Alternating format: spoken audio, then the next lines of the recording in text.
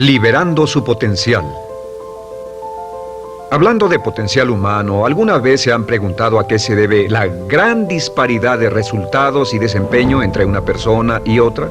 Una persona que percibe $250,000 anuales no es 10 veces más astuta ni mejor que una persona que percibe $25,000 anuales. ¿Por qué la diferencia de 10 veces sus ingresos? Y si tomamos a una persona que percibe $2,5 millones al año, ¿será esa persona 100 veces mejor, más astuta que la persona que gana $250,000?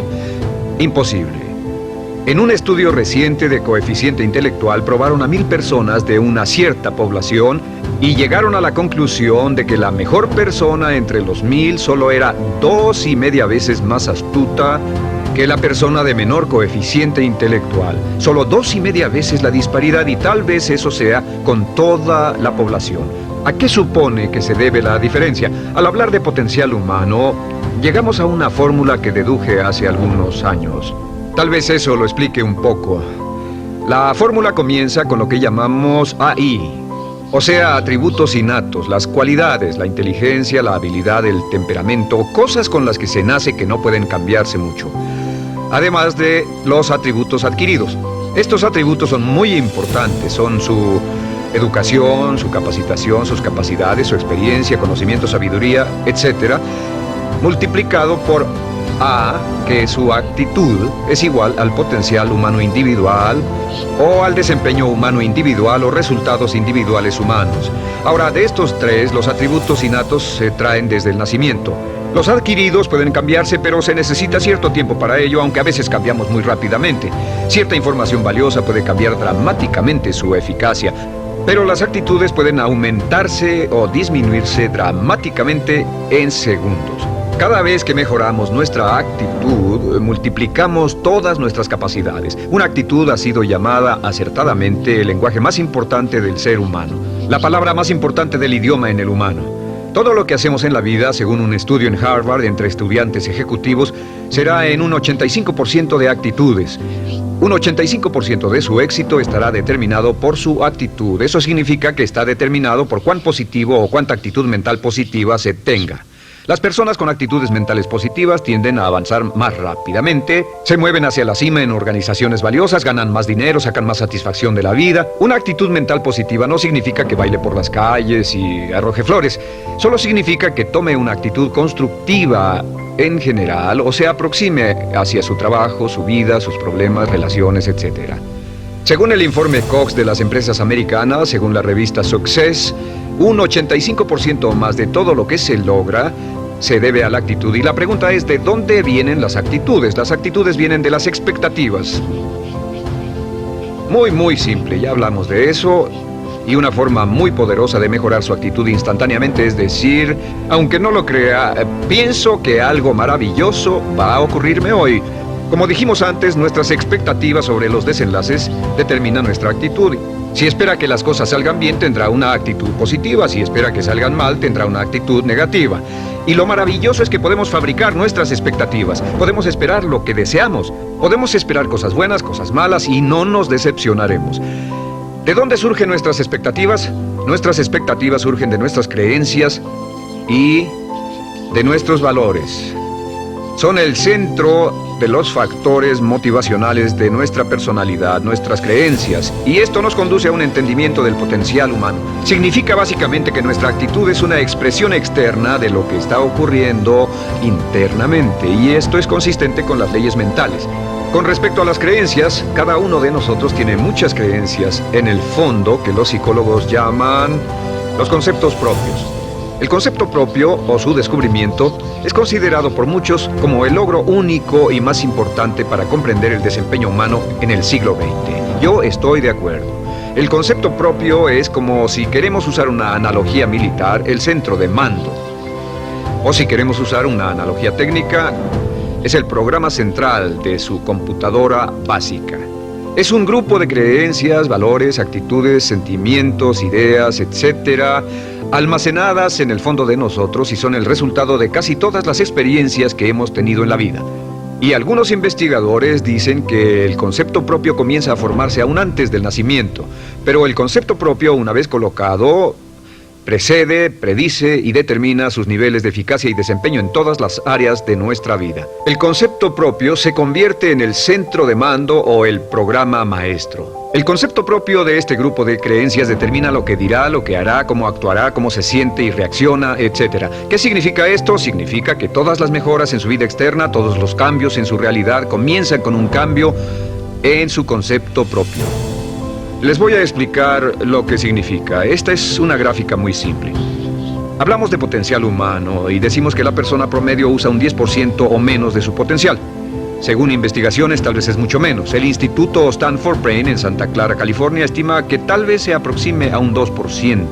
Seremos generosos y diremos que la persona promedio usa un 10%. Significa que en los mejores casos, la mayoría, como usted o yo, no usamos un 90% de nuestro potencial. Uno de los mejores filósofos, Oliver Wendell Holmes, dice que la tragedia de la persona promedio es que llegan a la tumba con su música aún por dentro. Aún están funcionando con mucho menos de su potencial total. Y esto es el potencial humano. Sabemos que existe una relación directa entre el potencial humano y el concepto propio. Pero como nuestros conceptos propios o nuestras estimaciones de nosotros mismos generalmente son mucho menores de lo que debieran ser, nuestro nivel de desempeño y eficacia también es menor. Sabemos que nuestro concepto propio es altamente subjetivo. ¿Qué significa esto? Significa que el concepto propio, lo que pensamos que es cierto sobre nosotros mismos, no está basado en la realidad, está basado en información que hemos tomado y aceptado como cierto, hasta el grado en que creemos lo que sea de nosotros mismos y se vuelve cierto para nosotros porque actuamos de una forma consistente con ello. Algunas personas que leen sus horóscopos y creen en horóscopos predicen su futuro. Hay algunas personas que toman la crítica y las opiniones de otros a quienes ni siquiera respetan y hacen suyas esas ideas, dando un resultado muy negativo. Lo que piense, lo que acepte como cierto, se vuelve cierto para usted.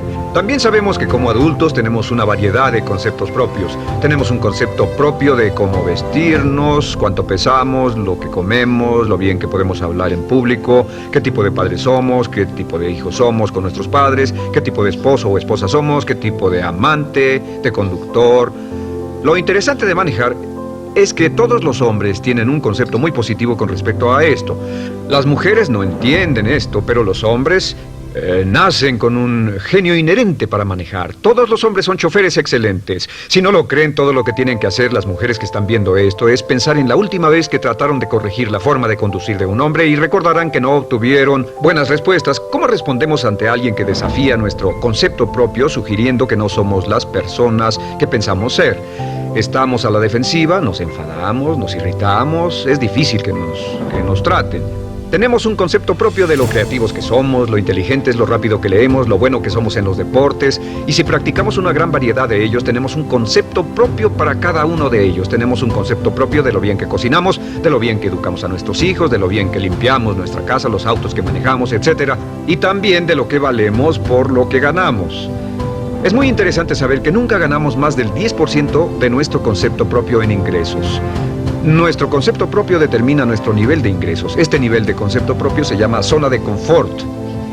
Y aunque queramos más dinero, veremos que la tendencia humana natural de todas las actitudes es luchar por lograr entrar a la zona de confort y luego quedarnos ahí.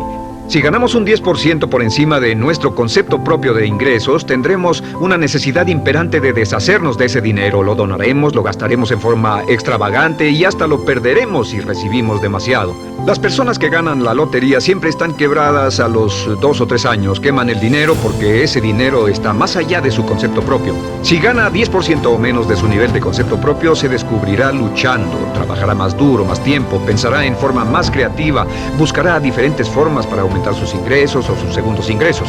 La única forma de mejorar cualquier parte de su vida, incluyendo sus ingresos, es aumentando el nivel del concepto propio de sus ingresos, comenzando a pensar en usted como si estuviera ganando más dinero. Si quiere bajar de peso, la única forma en que podrá lograrlo es pensando en que está delgado. Piense en usted mismo como una persona más delgada. Si quiere volverse una persona más popular, más amorosa, más feliz o más sana, comience a pensar una y otra vez en esas cosas hasta que se vuelvan parte de su nuevo concepto propio. Hablaremos de eso más adelante. Es una parte esencial de la programación de su mente hacia el éxito. Su concepto propio global está determinado por el promedio de sus conceptos propios en las áreas que considere importantes. Ahora, su concepto propio está formado de 3 partes críticas. La primera parte del concepto propio es el ideal propio. El ideal propio es la persona que más desearía ser, es su idea de lo que constituye un ganador, es su visión ideal de lo mejor que puede ser usted. Nada más, una de las cosas que sabemos de las personas con éxito es que las personas con éxito tienen ideales propios muy claros, ideales claros de quién quieren ser en el futuro. Las que no tienen éxito tienen ideales muy vagos. El número 2 es la autoimagen. La autoimagen es como un retrato de cómo se ve a sí mismo y lo que piensa de sí mismo. La autoimagen es el espejo interno, es como se percibe a sí mismo ahora en su desempeño actual, en forma cotidiana. La tercera parte es su autoestima. Su autoestima es cómo se siente consigo mismo. Cómo se siente consigo mismo es la fuerza motriz, el motor, la fuerza poderosa dentro de su subconsciente. Es la fuerza de energía dentro de su concepto propio y determina casi todo lo que le pasa. La mejor definición de autoestima es cuánto se agrada a sí mismo. Cuánto se agrada a sí mismo como esposo, cuánto se agrada a sí mismo como empleado, cuánto se agrada a sí mismo como jefe, como inversionista, como orador profesional, como atleta, etc. Según se agrade a sí mismo, su nivel de autoestima, su sentimiento emocional global respecto a cualquier área de su vida determina su desempeño y su eficacia en dicha área. Lo sorprendente es que se convierte en lo que piensa, su concepto propio es maleable, su autoestima puede formarse repitiendo una y otra vez: me agrada mi persona, me agrada mi persona, me agrada mi persona, me agrada mi persona, me agrada mi persona, me agrada mi persona. Entre más se repita me agrada mi persona, me agrada mi persona, entre más lo repita una y otra vez, más crecerá su autoestima, y entre más crezca su autoestima, más crecerá su concepto propio global. Cuando crezca su concepto propio global, su desempeño será mejor en todo lo demás que emprenda. Cada vez que diga me agrada mi persona, me agrada mi persona, me agrada mi persona, me agrada mi persona, me agrada, será como bombearse psicológicamente. Todo lo que pase que haga que su autoestima suba hará que se comporte mejor. Todo lo que haga que su autoestima baje hará que se comporte peor, que cometa errores, que sea infeliz, etc. Un punto crítico de agradarse a sí mismo, sobre autoestima y agradarse a sí mismo, es que, número 1, nunca puede querer a nadie más de lo que se quiere a sí mismo. Que su nivel de autoestima es determinante de la calidad de relaciones que tenga con los demás. Y número 2, es que nunca puede esperar que nadie más lo quiera o respete más de lo que se respeta a sí mismo. Cuanto se agrade o se respete a sí mismo, determina sus actitudes hacia usted.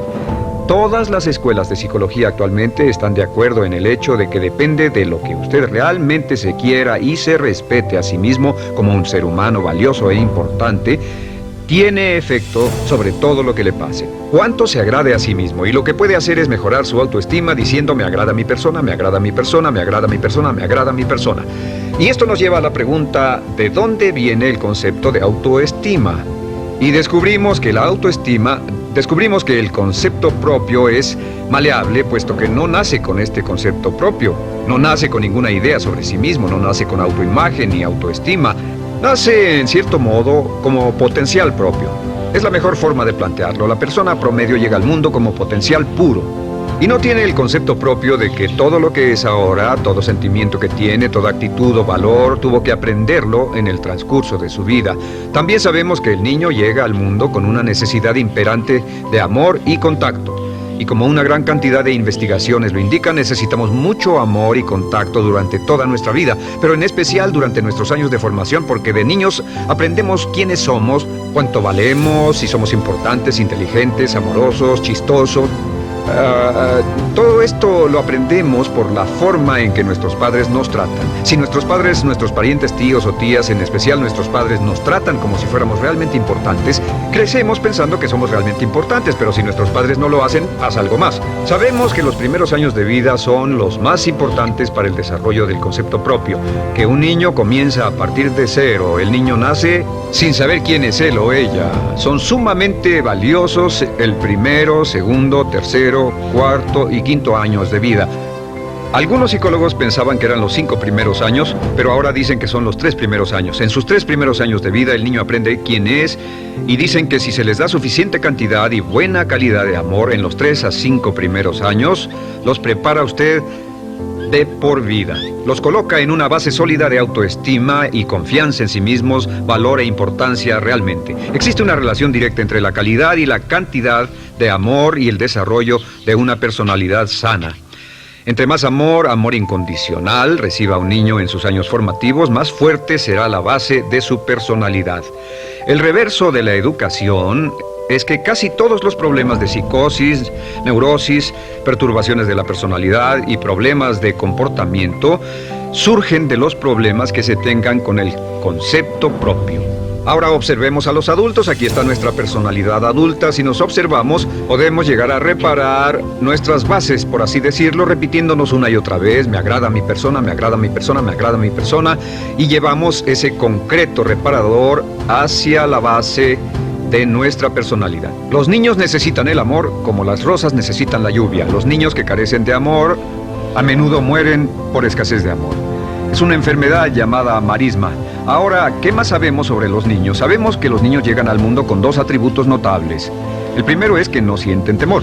Los niños nacen sin temores. No temen a nada excepto a caerse y a los ruidos fuertes. Y esto se expresa en sus actitudes: yo puedo.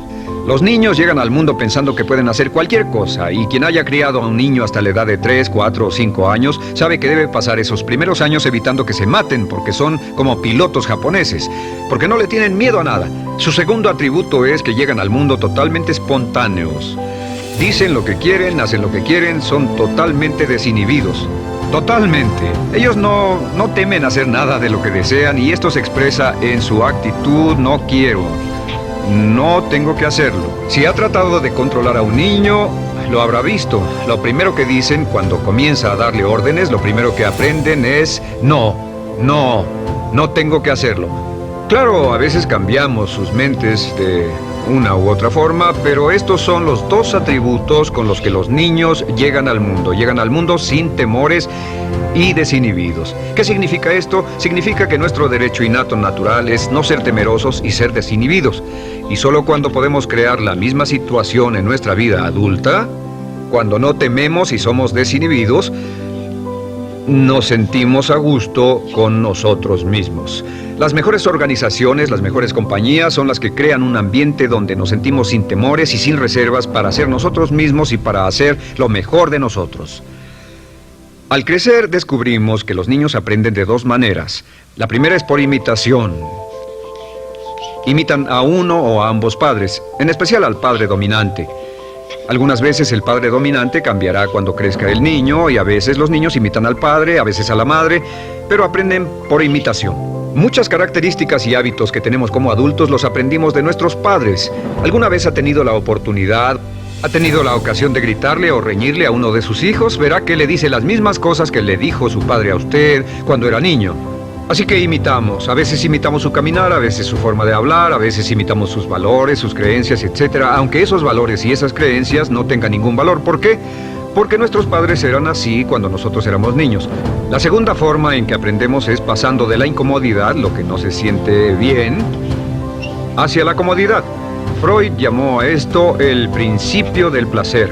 O sea que nos movemos hacia aquello que nos hace sentir cómodos, lo que nos da placer, lo que nos hace sentir bien con nosotros. Nos movemos de la incomodidad hacia la comodidad.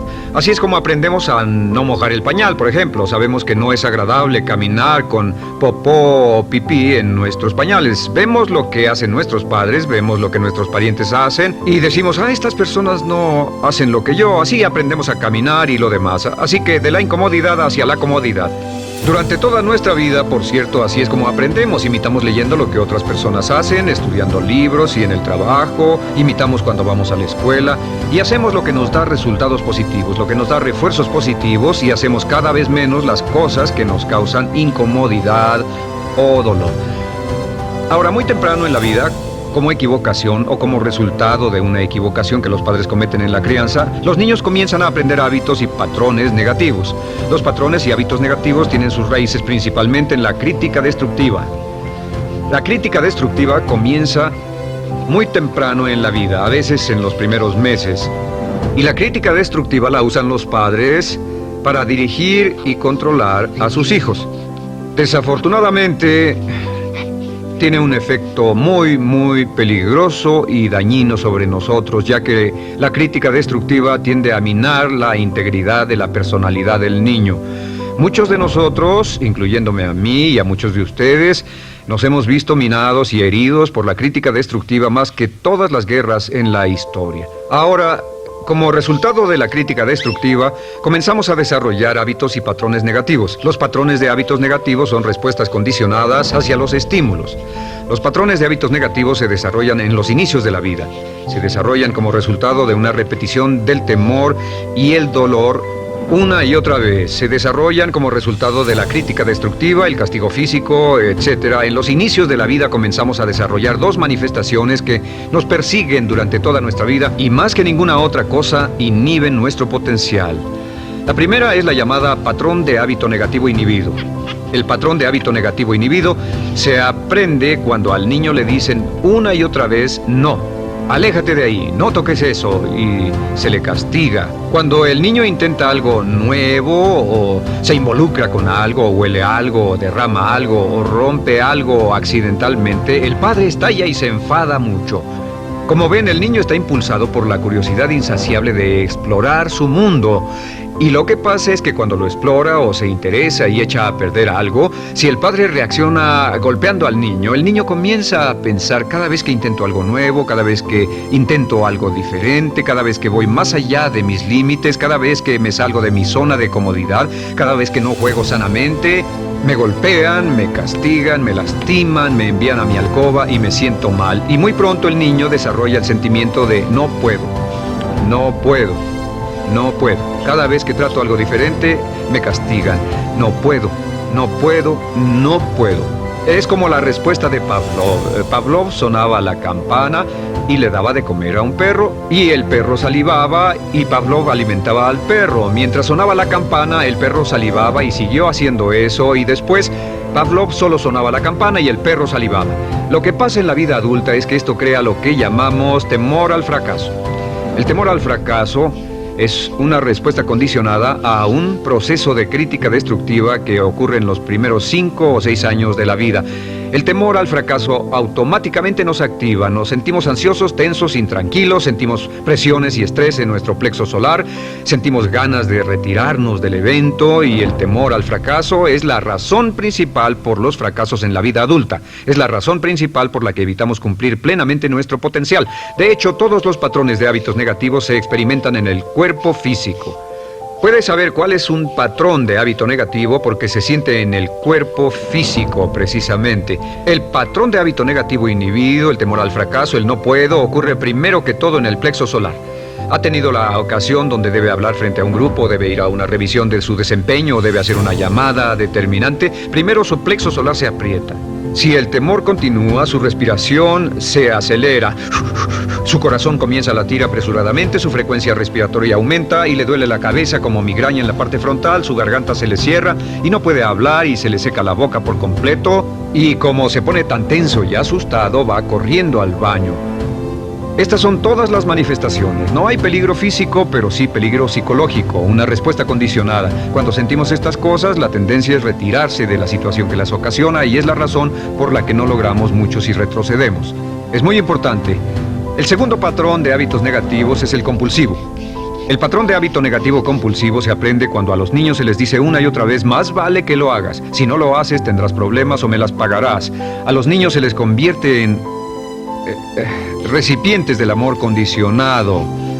Los padres no intentan hacer esto, pero lo que hacen es sugerirle al niño: no te amo, por lo tanto no estás a salvo, a menos y hasta que hagas lo que yo quiero. El niño crece sintiendo: tengo que hacer lo que quiera mi mamá. Debo complacerla, debo complacer a papá, debo complacer a los demás, debo complacer a mis parientes, y a veces debo complacer a mis semejantes, debo complacer a mis maestros, debo complacer a todo el mundo, y crecen con esto: debo.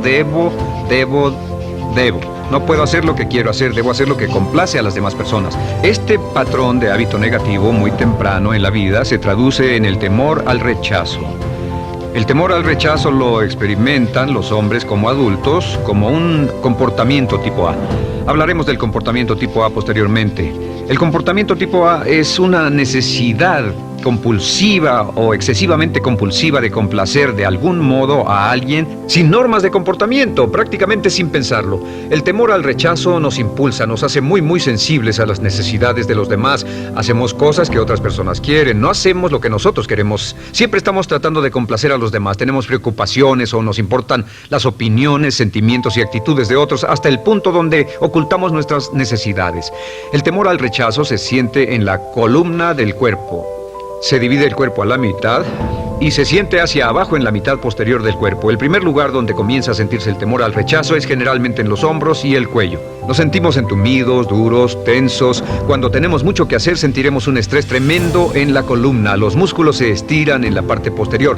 A veces se manifestará como flebitis y venas varicosas y a menudo nos darán dolores de cabeza en la parte posterior de esta porque las arterias carótidas que llevan la sangre hasta la cabeza, los músculos a su alrededor se contraen y la cantidad de sangre que fluye hacia la cabeza fluye más lentamente y se siente un terrible dolor de cabeza en la parte posterior.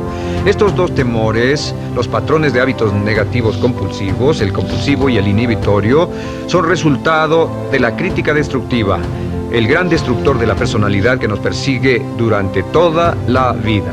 Y lo maravilloso de todo esto es que como son patrones de hábitos aprendidos, podemos olvidarlos. Podemos acabar con el temor al fracaso que nos detiene.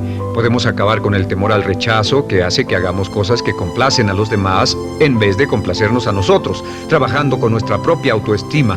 Porque existe una relación inversa entre la autoestima y el patrón de hábitos negativos. Porque entre más se agrade a sí mismo, menos teme al fracaso.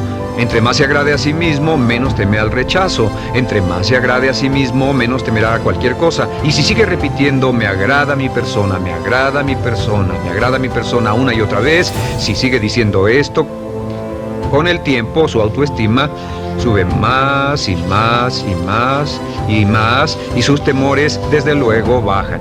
Cuando su autoestima sube, sus temores van en dirección opuesta. Ahora, ¿cómo enfrentar la crítica destructiva si debe criticar a otras personas? Pues eso es muy simple. Muchos padres nos han preguntado eso. ¿Cómo se controla a los niños? Una de las claves para controlar a los niños es dirigirlos para que hagan algo constructivo en lugar de hacer algo destructivo. Otra cosa que debe recordarse es que lo que quiere hacer es que quiere dar una crítica informativa, crítica constructiva, lo que significa que se les dice a los niños lo que pueden hacer o a los adultos lo que pueden hacer mejor. Todo el propósito de dar retroalimentación de cualquier tipo es mejorar el desempeño. Si es padre o si es jefe o si es una persona en una relación, si una persona está haciendo algo malo o inadecuado, todo el propósito de darles cualquier tipo de retroalimentación es para que puedan hacerlo mejor. Sin embargo, existe una relación directa entre la autoestima y la crítica destructiva. Cada vez que se critica a una persona, su autoestima baja. Y cada vez que su autoestima baja, su habilidad para desempeñarse baja. Si critica a una persona en forma destructiva demasiado tiempo, llegará a un punto donde no intentarán nada. Se convierte en lo que llamamos hipersensible. Un adulto hipersensible es aquel que no puede aceptar críticas de nadie. Un adulto hipersensible es una persona que está muy tensa, ansiosa, si siquiera sugiere que no está haciendo lo correcto. Si trata con un adulto hipersensible, la clave es sentarlo y recordar 4 cosas. Número 1, comenzar con alabanzas. Número 2, proteja la autoestima de la persona a toda costa. Número 3, discuta el desempeño y no a la persona. Hable del comportamiento más que de la persona. Y número 4 es enfocarse hacia el futuro en vez de en el pasado. Enfóquese hacia lo que va a hacerse en forma diferente en el futuro en vez de lo que pasó en el pasado. ¿Por qué? Una razón muy simple, porque una persona no puede controlar el pasado. Al no poder controlar el pasado, cualquier crítica de lo que han hecho en el pasado les da un estrés tremendo y frustración. Así que en resumen, la clave del éxito en la vida es una actitud mental positiva. Una actitud mental positiva se basa en expectativas de éxito, de una serie de expectativas positivas. Esa serie de expectativas positivas se basa en sus creencias y en su concepto de sí mismo. El centro de su concepto propio que determina su eficacia en la vida es su autoestima, y su autoestima se mide por cuanto se valore a sí mismo. Las dos cosas que nos frenan más que nada son el temor al fracaso y el temor al rechazo. Y uno de nuestros secretos centrales de éxito es este: Conviértase en un organismo generador de autoestima perpetua. Haga continuamente cosas para usted mismo, hacia sí mismo en su vida, que hagan que se agrade a sí mismo, que se ame, que se acepte, que se respete, que hagan que se sienta fantástico con usted mismo. Si es un jefe o un padre, no olvide que la clave para el máximo desempeño en su hogar y en su trabajo es hacer que las personas se sientan maravillosamente consigo mismas. Entre mejor se sienta consigo mismo y más se agrade, más probable será que logre que las personas a su alrededor lo quieran, lo acepten, lo respeten, se respeten